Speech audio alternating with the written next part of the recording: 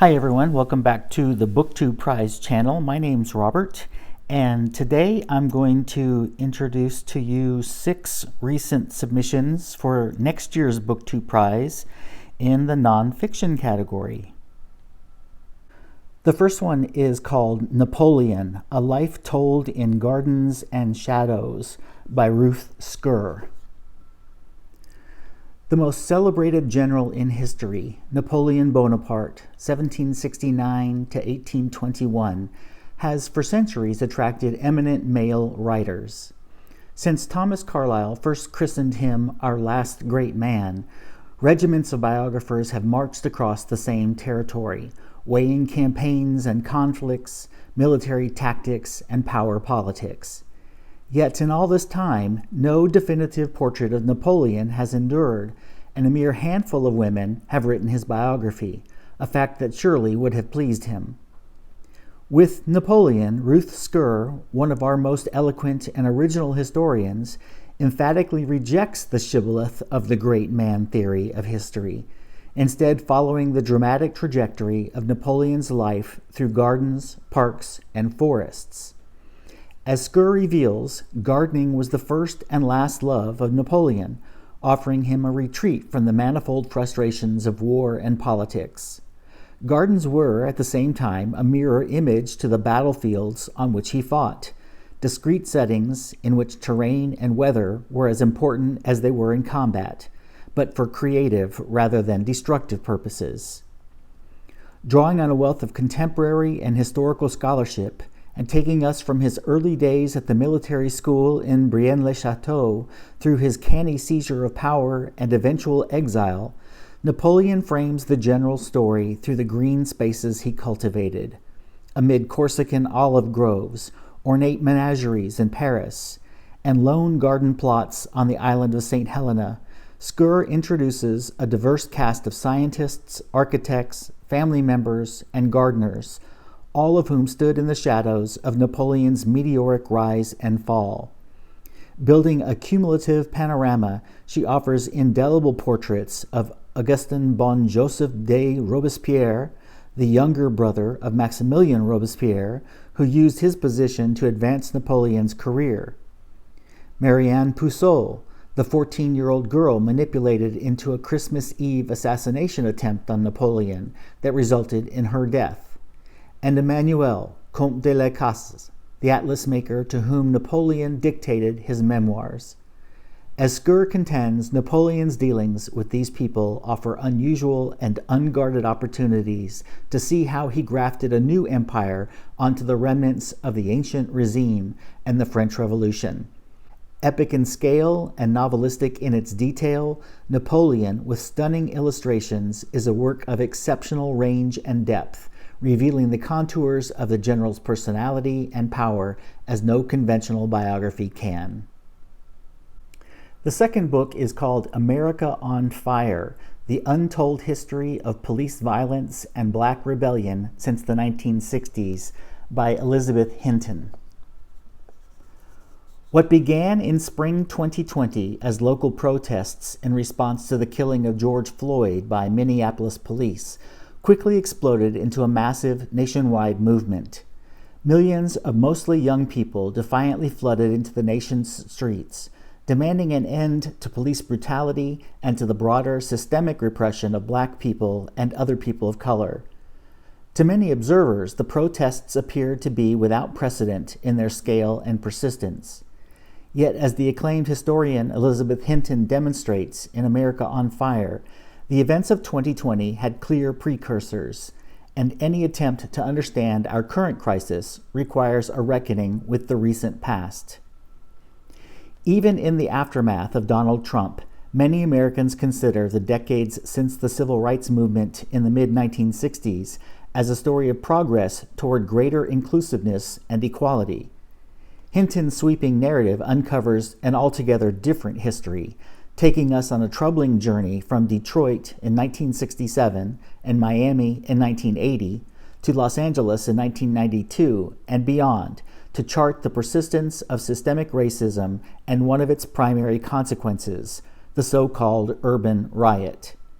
Hinton offers a critical corrective, The word riot was nothing less than a racist trope applied to events that can only be properly understood as rebellions, explosions of collective resistance to an unequal and violent order. As she suggests, if rebellion and the conditions that precipitated it never disappeared, the optimistic story of a post-Jim Crow United States no longer holds. Black Rebellion, America on Fire powerfully illustrates, was born in response to poverty and exclusion, but most immediately in reaction to police violence. In 1968, President Lyndon Johnson launched the War on Crime, sending militarized police forces into impoverished black neighborhoods. Facing increasing surveillance and brutality, residents threw rocks and Molotov cocktails at officers, plundered local businesses, and vandalized exploitative institutions. Hinton draws on exclusive sources to uncover a previously hidden geography of violence in smaller American cities, from York, Pennsylvania, to Cairo, Illinois, to Stockton, California.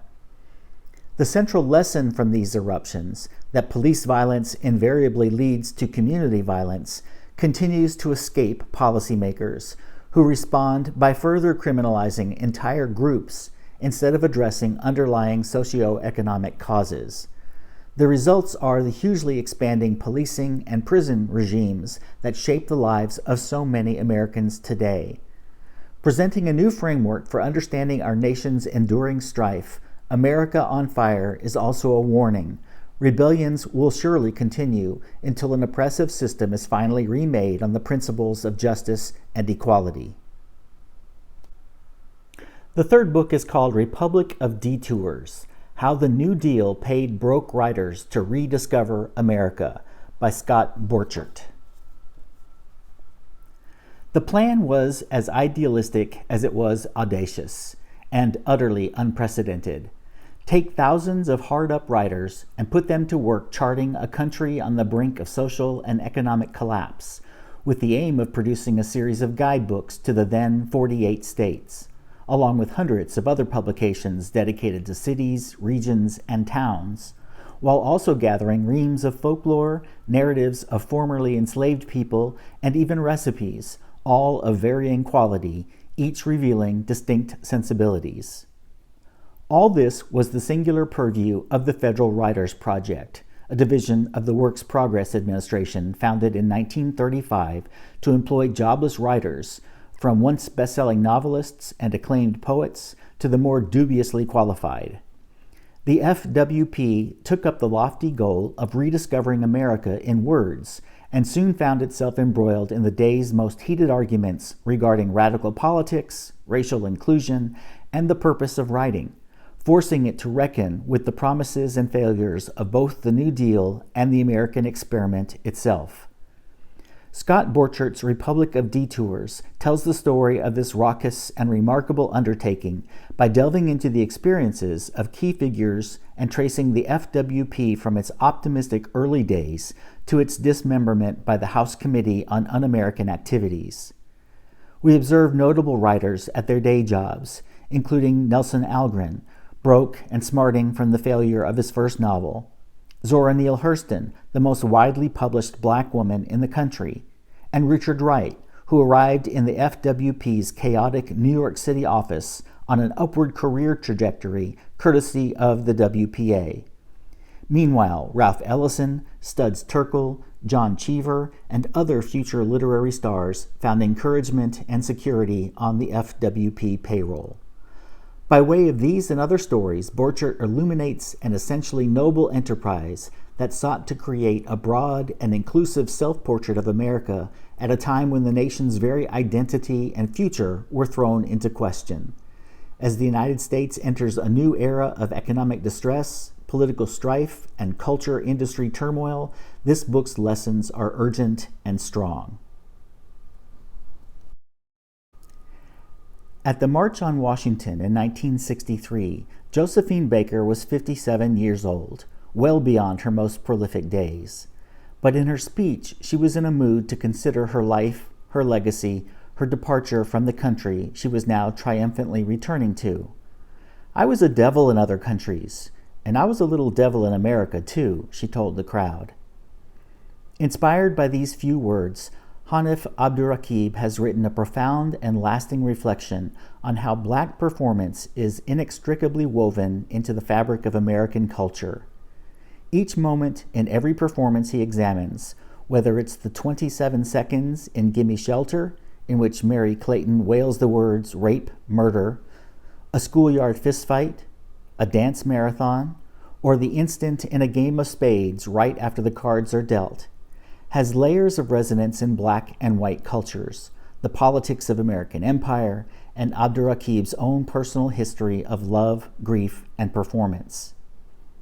Abdurraqib writes prose brimming with jubilation and pain, infused with the lyricism and rhythm of the musicians he loves. With care and generosity, he explains the poignancy of performances big and small, each one feeling intensely familiar and vital, both timeless and desperately urgent. Filled with sharp insight, humor, and heart, A Little Devil in America exalts the Black performance that unfolds in specific moments in time and space, from mid-century Paris to the moon, and back down again to a cramped living room in Columbus, Ohio. The fifth book is Between Two Kingdoms, a memoir of a life interrupted, by Suleika Jaouad. In the summer after graduating from college, Suleika Jaouad was preparing, as they say in commencement speeches, to enter the real world. She had fallen in love and moved to Paris to pursue her dream of becoming a war correspondent. The real world she found, however, would take her into a very different kind of conflict zone. It started with an itch, first on her feet, then up her legs, like 1,000 invisible mosquito bites. Next came the exhaustion and the 6-hour naps that only deepened her fatigue. Then a trip to the doctor, and a few weeks shy of her 23rd birthday, a diagnosis: leukemia, with a 35% chance of survival. Just like that, the life she had imagined for herself had gone up in flames.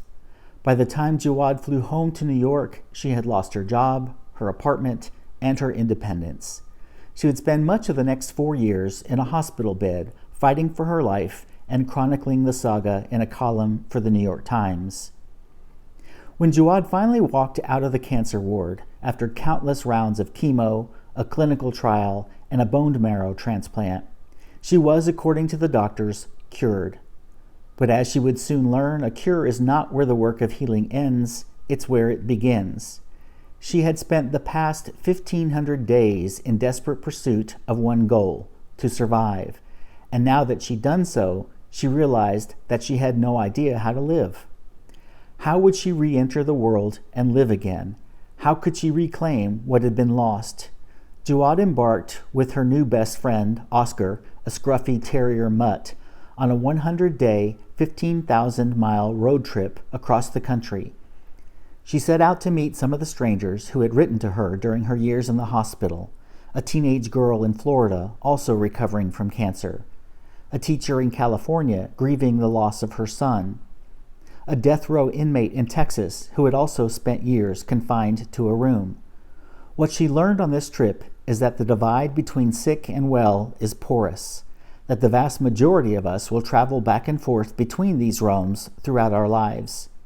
Between Two Kingdoms is a profound chronicle of survivorship and a fierce, tender, and inspiring exploration of what it means to begin again. And the sixth book is Operation Pedestal, The Fleet That Battled to Malta, 1942, by Max Hastings. It was August 1942, and Malta, a long-time British bastion, was within weeks of enforced surrender to the Axis as its population starved. Once a strategic base for the Royal Navy, the island had since been bombed by the Luftwaffe more heavily than London had been during the Blitz.